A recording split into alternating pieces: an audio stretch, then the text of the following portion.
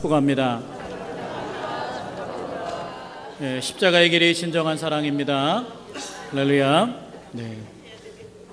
오늘 저는 하나님의 중매다는 제목으로 하나님 말씀 전해드리고자 합니다. 돌아오는 이 한 주간은 우리 1년 가운데 가장 성결하고 거룩하며 하나님의 거룩에 매료되어 있는 한 주간이 되기를 축복합니다. 고난주간입니다. 이 고난주간은 우리 모든 가족이 할 수 있는 한 그 어떤 때에도 하지 못했던 시간을 주님 앞에 나와서 한 주간 동안 새벽 기도하며 주님의 십자가의 길을 따르게 되길 축복합니다. 내일부터 이 고난주간에는 이 앞에 또 다른 성물을 하나씩 놓을 거예요. 비아 돌로로사 사진을 하나씩 하루에 하나, 또 그 다음날 2개 더 놓고 이렇게 해서 한 주간 동안에 예수님께서 십자가의 길을 걸어가시면서 당했던 고난들을 되새겨보며 짚어보는 시간들을 갖습니다. 그리고 내일부터는 이 통성기도를 하지 않고 침묵 가운데 기도합니다. 전통적으로 이 고난주간에는 금식과 절제, 그리고 침묵, 그리고 남을 위해 헌신하는 봉사로 이 자비를 베푸는 일들을 하게 됩니다. 여러분들께서 이 한 주간 동안에, 고난주간 동안에 한 끼를 금식하게 되길 축복합니다. 그리고 침묵을 통해서 내 소리를 듣지 않고 오직 세상의 소리에 기울이지 않고 하나님의 소리를 듣는 시간을 갖게 되길 축복합니다. 한 끼에 여기 사거리, 삼산 사거리 가면 3,800원짜리 콩나물 해장국을 드셔도 좋고, 강원도 횡성을 넘어서 더 가면 한우 뷔페집 한 5만 몇천 원 하는 한우 뷔페를 한 끼 드셔도 되는데, 어떤 걸 드시든 이 생명의 일부를, 생명을 연장하는 도구인 음식을 끊어내서 그것을 주님께 드리고 그것으로 고통받는 사람의 생명을 위해서 헌신할 수 있는 시간, 이게 고난주간에 우리가 배워야 될 영성입니다. 그래서 여러분이 침묵과 절제, 금식, 그리고 헌신을 통해서, 구제를 통해서 바로 주님의 십자가의 길을 따르는 귀한 주간, 그리고 온전히 이 한 주간만이라도 주님의 십자가를 온전히 바라보며 따르는 귀한 주간이 되길 축복합니다. 그래서 이 한 주간 동안에 특별 새벽 기도와 더불어 또 금요일에는 흑암 예배가 있지 않습니까?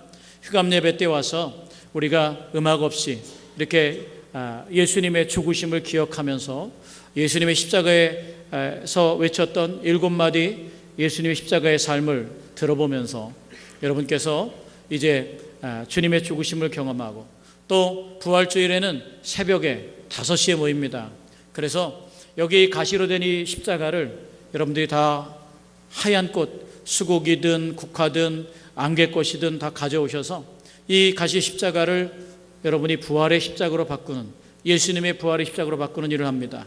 혹 꽃이 준비되지 못하는 분들은 우리 사무실에 이야기하면 5,000원에 다발꽃을 아마 하나씩 작은 거 아마 꽃꽂이 팀에서 준비해 줄 겁니다. 그렇게 함으로 부활주일 새벽에는 여러분들이 다 흰옷을 입고, 계시록에 하나님의 보좌에 온 큰 흰옷을 입은 큰 무리, 바로 의복을 갖춰 입은 큰 무리가, 깨끗함과 성결함을 입은 큰 무리가 주님 앞에 나오는 것처럼 부활주일 새벽에는 여러분이 다 흰옷을 입고 흰색 계통의 옷을 입고 함께 오시길 축복합니다. 그리고 또 부활주일 낮에는 우리가 가진 옷 중에 가장 화려한 옷을 입었으면 좋겠습니다. 부활주일이니까요.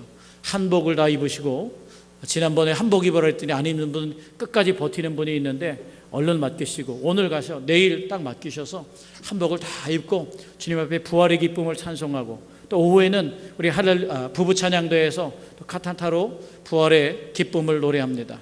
이런 과정이 주님의 십자가의 지심을 따라가는 귀한 과정인 줄로 믿습니다. 이런 과정의 첫걸음을 오늘 종려주일을 보내면서 우리가 함께 보내는 겁니다.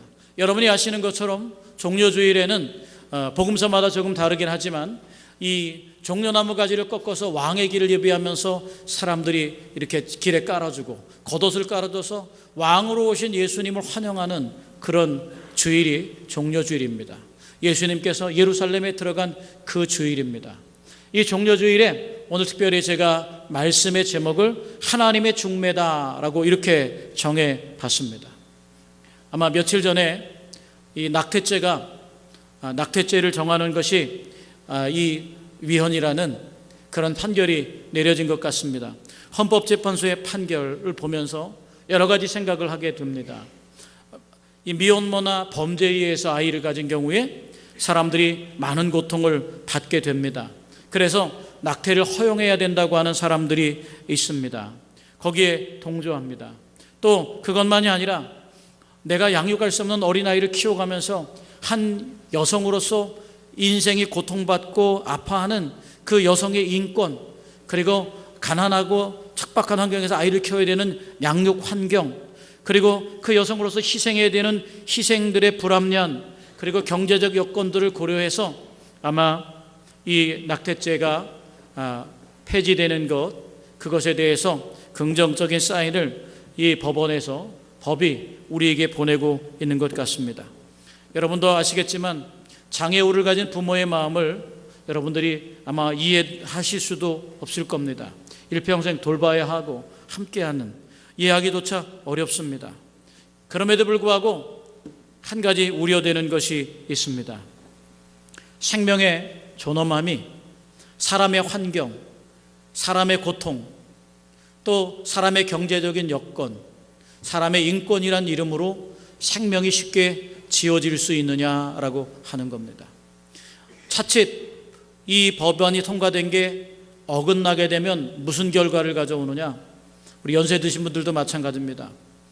사람의 환경, 여러분의 자녀들이 너무 힘들고 고통스러우면 연세 드신 분들의 생명도 환경이나 인권이나 자식들의 헌신 때문에 얼마든지 세상에서 지워도 괜찮다고 하는 그런 잘못된 오류를 가져올 수 있습니다. 그렇기 때문에 저는 목사로서 이번 법안에 대해서 많은 부분에 우려를 낳게 됩니다. 고통받는 사람들을 위로하고 그들에게 살 길을 열어주고 그들을 위해 우리가 함께 노력하고자 하는 법안이 아닌 생명 자체를 지울 수 있는 권한을 사람에게 주는데, 사람이 그 환경, 자기 여건, 자기 희생, 그런 고통 때문에 생명을 지운다고 하는 것에 대해서 너무 큰 우려가 있습니다. 오늘 공교롭게도 이 고난주간에 시작되는 종려주일에 예수님께서는 그렇게 우리 스스로도 하찮게 여기는 지렁이 같은 너 야고바 부르신 것처럼 정말 한 벌레 같은 우리 인간들을 향해서 예수님은 우리를 신부로 사기 위하여 죽음의 길을 걸어가신 것, 그게 바로 오늘 우리가 들어야 될 종려주일의 말씀입니다. 오늘 우리가 읽은 고린도후서의 말씀을 보면 바울이 이렇게 말합니다. 바울이 내가 하나님의 열심으로 너희를 위하여 열심을 내노니, 바울이 지금 일하고 있는 것은 자기 일을 하는 게 아니라 하나님의 열심으로 우리를 위하여 열심을 내노니 내가 너희를 정결한 처녀로 한 남편인 그리스도께 드리려고 중매함이로다.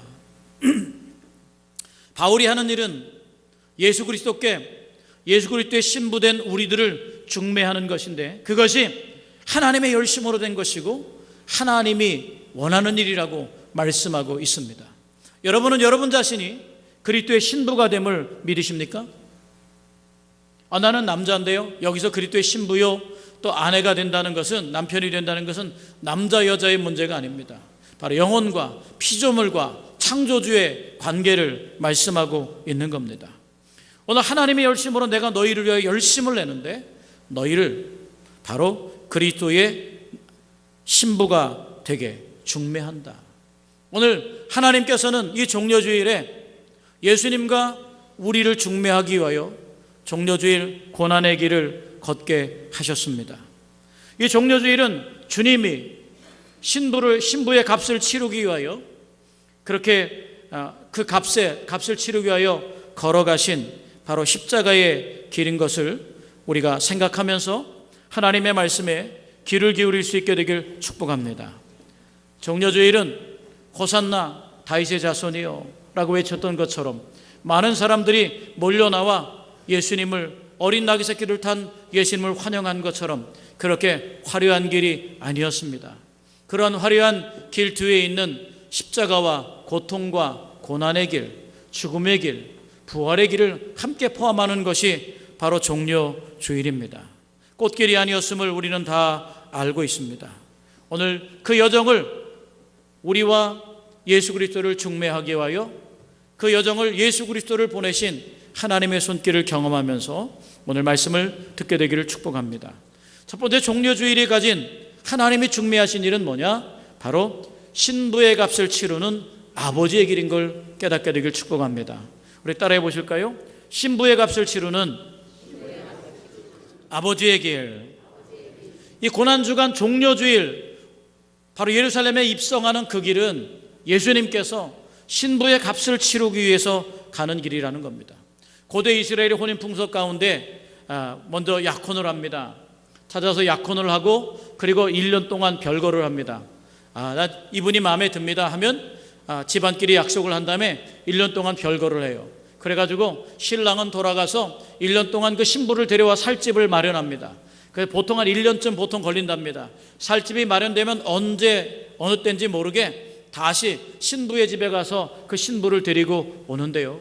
그때 우리가 나온 말씀이 바로 10처녀의 비유입니다. 기름을 준비한 5처녀. 이 5처녀가 기름을 준비한다는 것은 신랑이 올 때까지 신랑에 대한 정결을 지키며 신랑을 사모하며 그 남편을 기다리는 시간, 그때 몸과 행실과 마음을 정결하게 하고 한 남자의 아내로서의 준비를 갖추라는 뜻입니다. 이 준비를 하지 못하면 신랑을 온전히 맞을 수 없다는 말입니다. 작년에 왔던 케냐 선교사 이태권 선교사가 그런 말을 합니다. 거기에 딸이 둘이 있는데 어떻게 우리 아들들하고 좀 맺어볼까라고 생각했는데 가끔 농담 삼아 그러지 않습니까? 그런데 저한테 이렇게 말하는 겁니다. 거기 케냐의 그 부족의 그 추장이 자기 딸을 달라고 그랬다고, 소를 400마리나 줄 테니까 달라고 그랬답니다. 그래서 사실 우리는 그냥 웃어 넘기죠. 요즘 시대에 있을 수 없는 일이죠. 그런데 그 케냐에서 소를 400마리 줄 수 있는 사람은 부자 중에 아주 부자입니다. 여러분, 소 한 마리 얼마 하죠? 한 200만 원 하나요? 더 하죠 요새. 한 200만 원 더 할 거. 200만 원씩 400만 원 2, 4, 8. 한 8억 되는 거 아닙니까? 8천만 원인가요? 죄송합니다. 산수를 못해서. 아니, 그 말은 중요한 건 뭐냐면 제게 그렇게 말하는 거예요. 내 딸이 이 정도 가치가 있다라고 자랑하는 겁니다. 물론 웃어 넘겼지만 오늘 그런데 이 고대 이스라엘의 혼인 풍습 가운데 이와 비슷한 풍습이 있습니다. 오늘날 이슬람권에는 그런 혼인 풍습이 남아서 그 아내의 몸값을 치르려고 하다 보니까 몸값이 비싸서 장가를 못 가고 있는 노총각들이 많이 있다고 그럽니다. 예수님 당시에는 이 혼인 과정에서 먼저 뭐가 일어나느냐 하면 이 아내를 맞으려고 혼인 관계에 있어서 먼저 언약을 맺는데 그때 무슨 일이 있냐면 신랑과 신부의 아버지가 신부의 몸값을 흥정하는 과정이 있습니다. 요즘으로서는 이해할 수 없었지만 그때는 이게 당연한 일이었습니다. 그래서 이 청혼시에 신부의 아버지가 그 신랑이 직접 나서지는 않습니다. 신랑의 대리자가 나섭니다. 그런 과정을 거쳐서 서로 정보를 아는 거죠.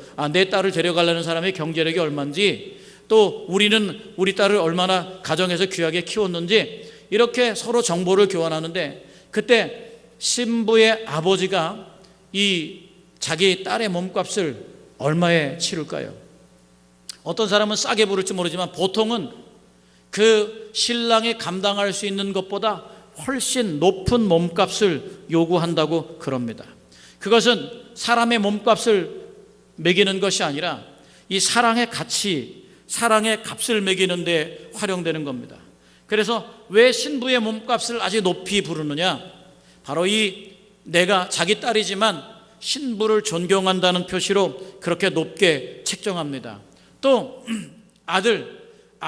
아들처럼 밭에서 열심히 일할 수 있는 만큼 그렇게 자신들이 양육한 대가를 책정해서 그렇게 높이 평가합니다. 또 하나는 신랑에게 이 딸을 데려가는 데 있어서 얼마나 큰 희생을 치렀는가. 이 딸을 데려가는데 100만 원 주고 데려간 게 아니라 10억을 주고 데려갔다면 이 딸을 데려가기 위해서, 결혼을 위해서 절대로 잊어버릴 수 없을 만큼의 값을 매겨서 거기에 높은 대가를 지불하도록 했다라고 하는 겁니다.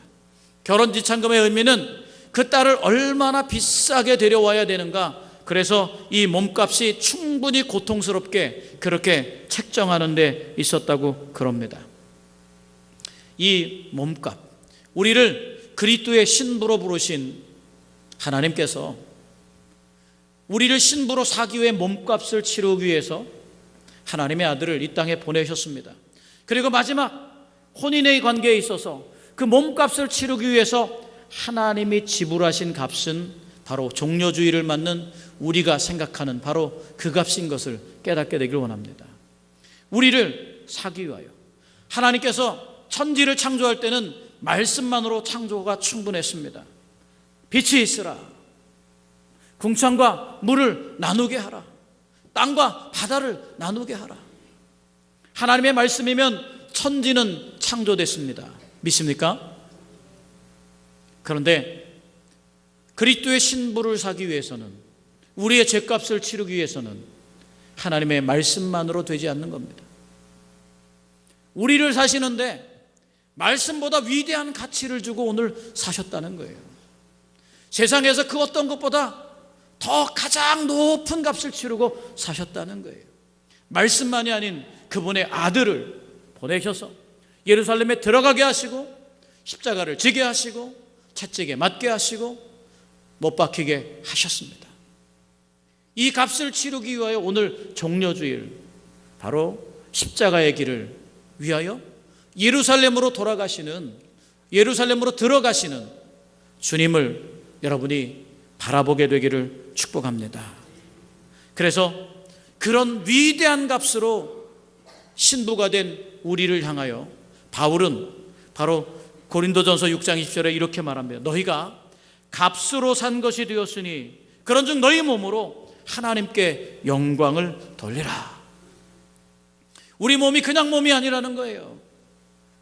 그렇게 위대한, 누구도 지불할 수 없는, 절대로 잊어버릴 수 없는 가장 비싼 값을 치룬 하나님의 신부의 값을 매긴 그 값으로 예수 그리스도의 죽음과 고난과 십자가 부활의 값으로 우리를 산 우리는 이렇게 몸을 얻었으니 그 몸으로 하나님께 영광을 얻으라는 겁니다. 우리 옆에 분에게 한번 여쭤보실까요? 당신은 얼마짜리입니까? 여러분 얼마입니까? 네, 우리는 예수님짜리인 줄로 믿습니다. 얼마라고요? 예수님짜리. 우리의 값이 바로 예수님의 죽으심과 고통받으심과 십자가에 못 박히신 모든 값을 치르고 신부의 값으로 지불된 바로 그 한 사람이 저와 여러분입니다. 그러니 이 종려주일에 여러분이 모든 경건한 힘을 동원해서 주님의 십자가를 생각할 수 있게 되기를 축복합니다.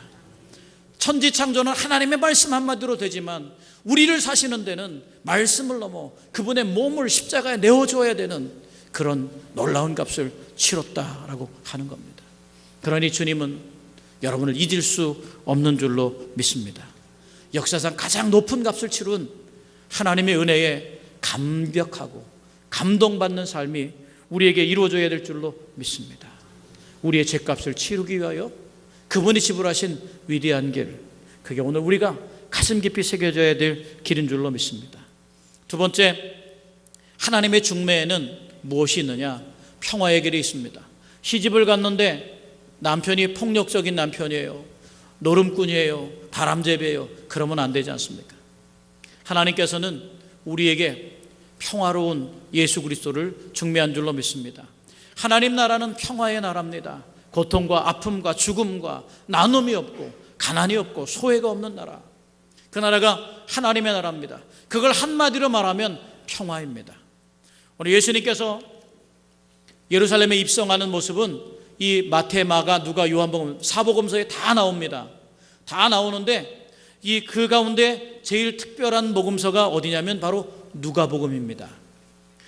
어떤 면에서 특별하냐? 이 마태복음, 마가복음, 또 요한복음에는 예수님께서 여기 성에 올라갈 때 어떻게 표현해 놓고 있냐면요, 마태복음에는 다윗의 자손이여, 우리는 오늘 찬양한 것처럼 호산나 찬양대가 찬양한 것처럼 호산나 지극히 높은 곳에서 오시는 이여 하고 예수님을 찬양했지 않습니까? 마태복음에서는 그렇게 찬양합니다. 또 마가복음에서는 그 다윗의 나라, 자손이 아니라 나라라고 하는 큰 개념을 사용하면서 그렇게 찬송합니다. 또 요한복음이나 또 마태복음에 보면은 그 예수님이 그 성에 올라갈 때 그 성 안에 있던 많은 이스라엘 백성들이 성 밖으로 나와가지고 예수님의 오심을 환영합니다. 종려나무를 가지를 꺾어서 가지를 깔았다고 말하고 있습니다. 그런데 누가복음에는 그런 기록이 없어요. 누가복음에는 그런 기록을 다 지웠습니다.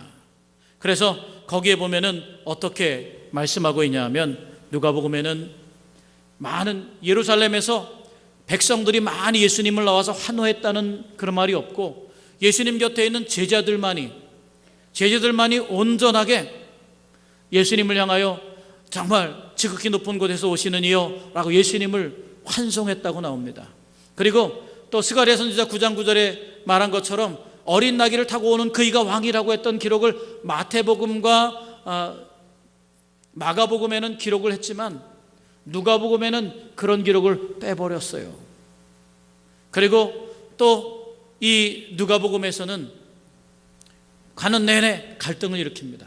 누가복음의 구조를 보면 어디부터 예수님께서 예루살렘으로 올라가느냐, 삭개오의 집에 들어가고부터 일이 벌어집니다. 삭개오의 집에 들어갔습니다. 세리장이었던 삭개오는 어떤 사람입니까? 죄인입니다. 근데 그때 갈등을 일으킵니다.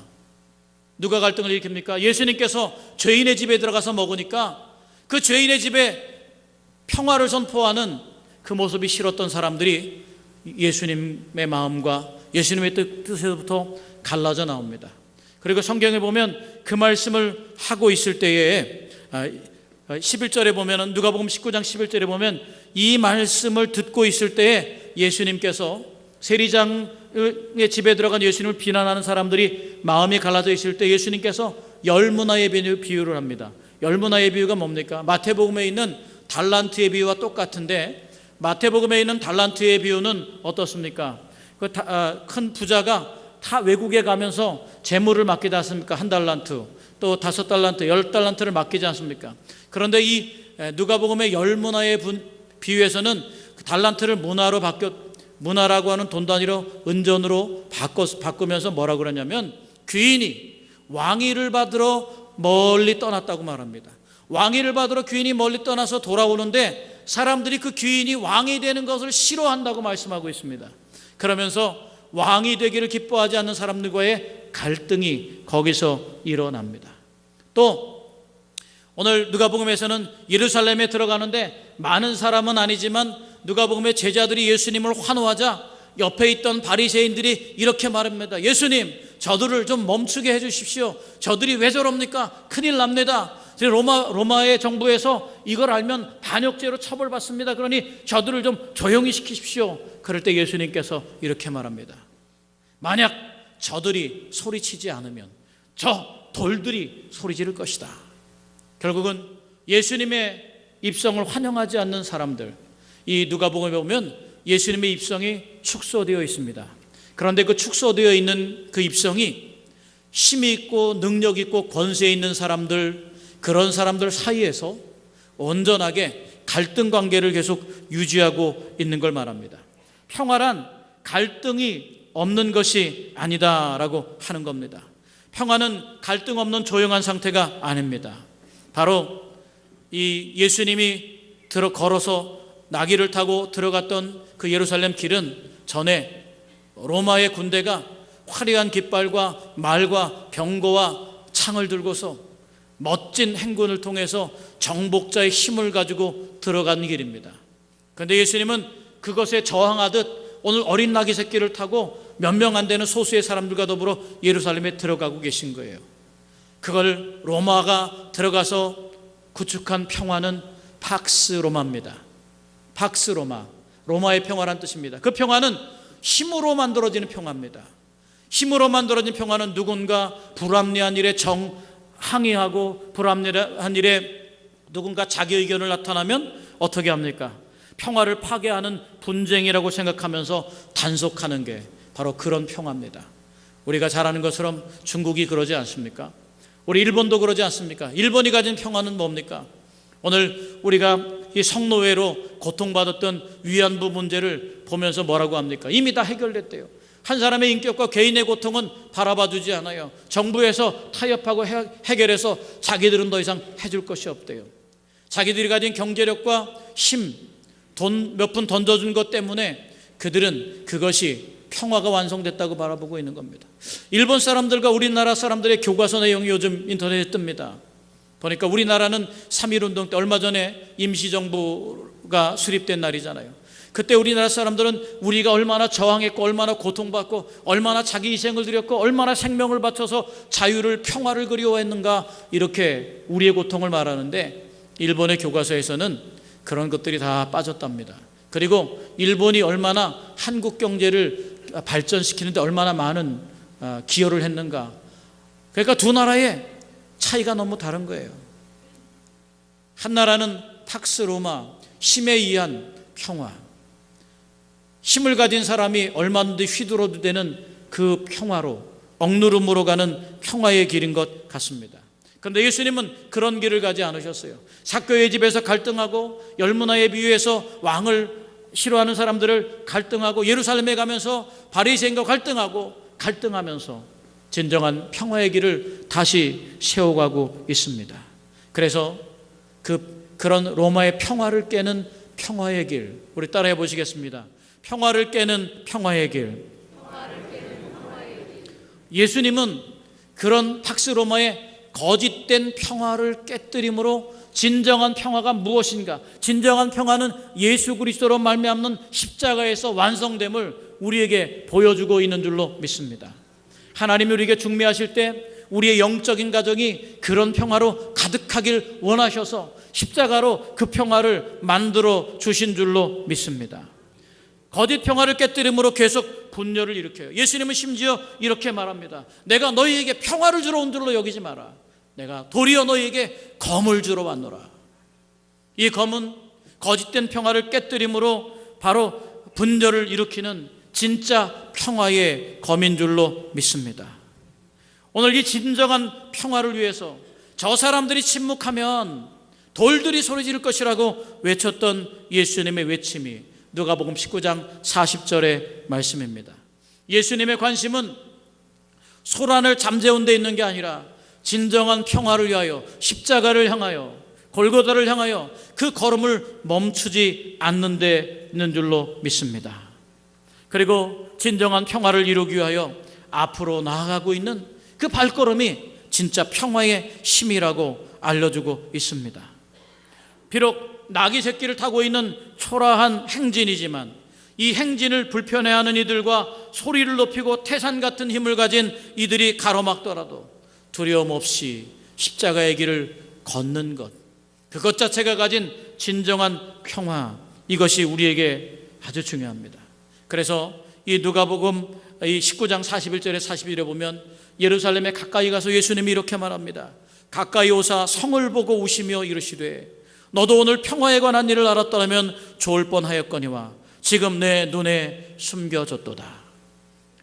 거짓 평화에 물들어 있는 예루살렘, 그리고 많은 사람들 앞에 예수님이 주고 싶은 진짜 평화를 몰라가는 것에 대해서 오늘 예수님은 가슴 아파했습니다. 오늘 우리는 보면 이 강단보에 가끔 PX라고 적혀 있지 않습니까? PX라고 적혀 있는 그게 뭐냐면 바로 팍스 크리스토라는 뜻입니다. X자는 크리스토라고 하는 헬라어의 첫 번째 말이고, 팍스는 평화라고 하는 그 단어의 첫 번째 말입니다. 그러니까 PX 있으면 뭐 군대 PX인가 이렇게 생각하지 마시고 예수님의 평화, 그게 주님이 주고 싶은 겁니다. 팍스 로마가 아니라 힘에 의해서 억압하고 억눌림으로 평화를 유지하는 그런 평화가 아니라 사랑과 섬김을 위해서, 십자가의 죽음을 위해서 그렇게 거대한 힘을 가지고 막아서는 그런 평화의 힘에 굴복하지 아니하고 묵묵히 죽음의 길을 걸었던 바로 팍스 크리토스, 예수님의 평화, 그게 바로 하나님이 우리와 예수 그리스도를 결혼시키기 위하여 지불하신 하나님의 중매의 방식인 줄로 믿습니다. 여러분은 어떤 평화를 누리십니까? 여러분은 얼마짜리 신부입니까? 바로 여러분은 어떤 중매를 받아들입니까? 세상의 그 어떤 것으로도 치룰 수 없는 위대한 가치, 그게 이 종려 주일에 예루살렘을 향해 입성하신 예수님의 길이었습니다. 예수 그리스도를 우리의 신랑으로 무한한 값을 치르신 그분의 삶을 바라보면서 우리 자신이 그렇게 하찮은 존재가 아니라 정말 위대한, 정말 값이 있는 그런 인생임을 생각하면서 주님의 거룩함에 매여 있는 저와 여러분이 되시기를 주님의 이름으로 축원합니다.